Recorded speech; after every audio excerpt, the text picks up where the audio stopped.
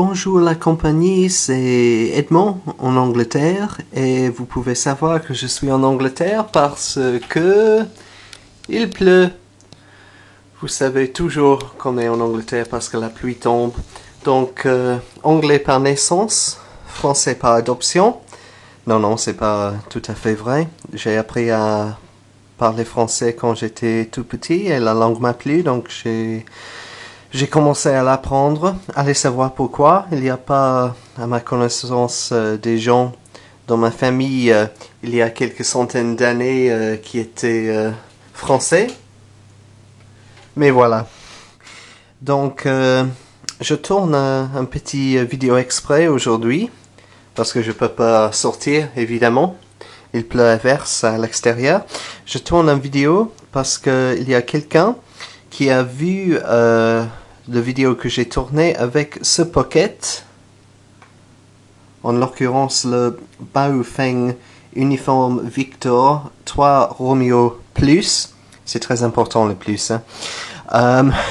Il a vu la vidéo que j'ai tournée lorsque j'ai visité Calais au mois de décembre dernier et il a vu que j'étais en train d'écouter le relais à Bologne sur les 446 MHz et il m'a posé la question comment faire fonctionner le Baofeng UV3R Plus sur le bande 446. Et il a démarré sa question avec les mots salut mec, ce qui m'a plu. Donc je lui dis salut toi aussi mec, j'espère que tu vas bien. Et j'espère que tu t'amuses aussi bien avec ton Baofeng que je le fais avec le mien. Donc, si vous regardez là, il y a deux fréquences. La fréquence en haut, c'est dans le bande radio-amateur de 70 cm. La fréquence en bas, même chose sur les 2 mètres. Et les deux fréquences actuelles sont les fréquences des sorties des relais radio-amateurs. Donc, comment écouter sur la bande de 446 MHz? Donc, 433, c'est assez loin. Si je tourne ce touche-là, vous allez voir que ça grimpe lentement. Il y a beaucoup de distance entre les fréquences. Donc, si j'appuie sur ce touche en haut, comme ça, je l'ai fait. Maintenant, si je tourne, vous allez voir, c'est les fréquences en mégahertz qui grimpent. Donc, on peut voyager beaucoup plus vite. Donc, là, c'est bon. J'appuie de nouveau. Et maintenant, c'est la fréquence vers la fin qui change. Donc, c'est comme ça qu'on peut zapper vite sur la bande fréquence en mégahertz. Prochaine étape, la bande fréquence que vous le souhaitez. À côté de moi, j'ai un livre que je vous conseille fort bien si vous savez lire anglais ou si bien vous vous intéressez aux fréquences en Angleterre. Ce n'est pas une liste de fréquences, bien qu'il y a beaucoup de fréquences dedans, parce que les fréquences, ça risque de changer. Donc, c'est pas seulement une liste de fréquences. Il y a les fréquences qui ne changent pas tous les 5 minutes, évidemment, mais il y a aussi des conseils sur les matériels, les antennes, les satellites, les relais, les avions, comment utiliser son ordinateur, beaucoup d'informations sur beaucoup de sujets. Et c'est un livre que je vous conseille fort bien.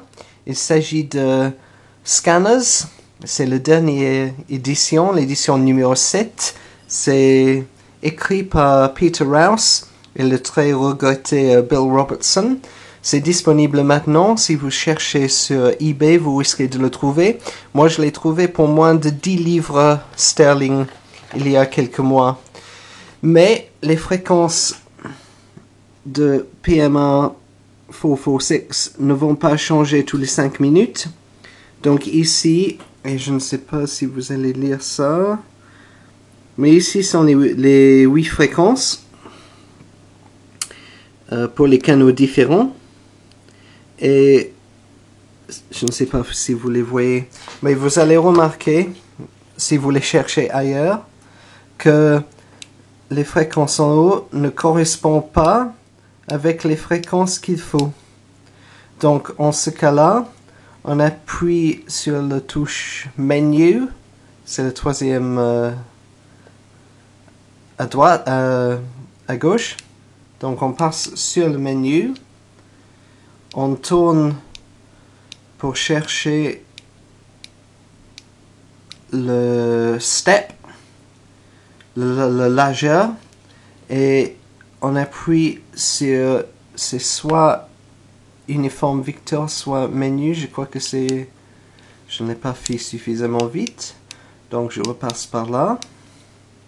Voilà, je vais appuyer sur UV, donc la petite flèche passe d'en haut à en bas, et puis je tourne pour passer sur les 6,25.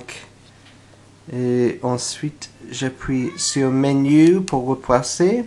Et maintenant, si je tourne une fois, je suis sur le 00625. Ça, c'est le canal numéro 1. Je tourne deux fois. 01875, canal 2. Encore deux fois. Canal 3. Canal 4. Canal 5. 6. 7, oh, attendez, non, c'était bon, pardon, 7, et enfin 8. Et je sais que le canal 8, à moins qu'en Angleterre, c'est le canal préféré des gens qui lancent des appels généraux ou qui tentent, qui veulent faire du DX. Et le relais près de Bologne, c'était sur le 446,093. Alors, toute personne peut légalement s'en servir de la bande 446 s'il le souhaite. Donc, imaginons qu'il y a un relais sur cette fréquence-là que vous souhaitez entendre et qu'il y a d'autres gens dans le coin que vous entendez sur la même fréquence, mais vous souhaitez seulement entendre le relais. Comment faire? C'est possible de n'entendre que le relais. Vous appuyez sur Menu.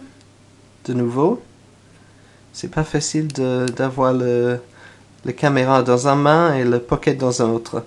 Et puis, vous passez sur, c'est le tout premier menu, le 01. Vous appuyez sur Victor. Et ensuite, vous choisissez la tonalité que vous souhaitez. Pour le relais A16 près de Bologne, si mes souvenirs sont bons, la fréquence est actuellement, et j'imagine que ça ne va pas changer, 114,8. Quand je l'ai choisi, j'appuie sur menu de nouveau. J'appuie sur UV de nouveau. J'appuie là. Et c'est bien réglé là-dedans. Et si je passe par là, là j'ai un scanner Gricom. Papa Sierra Romeo 295. Ce scanner n'a pas tout à fait les bonnes fréquences. Vous voyez là-dedans, je l'espère. C'est la fréquence la plus proche que je peux avoir pour le canal 8. C'est 446,08750. Si je passe en haut, ça passe sur 446,100. Donc je vais rester là. Et puis, je vais sélectionner le décodeur CTC-SS, comme on dit en anglais. Je ne sais pas comment on dit ça en français. Je vais prendre le pocket. Je vais appuyer sur le push to talk pour faire des ondes. Et vous devriez voir... Attendez, je vais monter le son un peu. Et vous devriez voir que non seulement le scanner entend le signal, mais aussi, il va savoir que... Ah, pardon, j'ai oublié quelque chose. C'est que j'écoutais sur le relais du coin. Donc il y a un décalage entre la fréquence sortie et la fréquence entrée. En l'occurrence, c'est 1,6 mégas. Donc il vous va falloir peut-être l'enlever. Donc vous appuyez sur Menu. Vous voyez, je ne sais pas tout. Hein? Vous appuyez sur Menu. Ensuite, vous tournez. Là, j'ai choisi le niveau bas pour la puissance d'émission. Power low.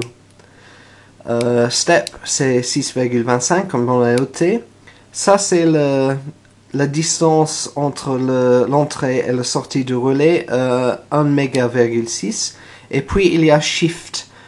Et vous voyez un petit plus là, ça veut dire que l'entrée du relais est plus haut, que la sortie. Donc je vais appuyer sur menu. Pardon, je n'appuie pas sur menu. Là encore, c'est une erreur. Je n'ai pas répété cette vidéo, vous voyez. J'appuie sur Uniform Victor. Comme ça, je tourne pour avoir un 0.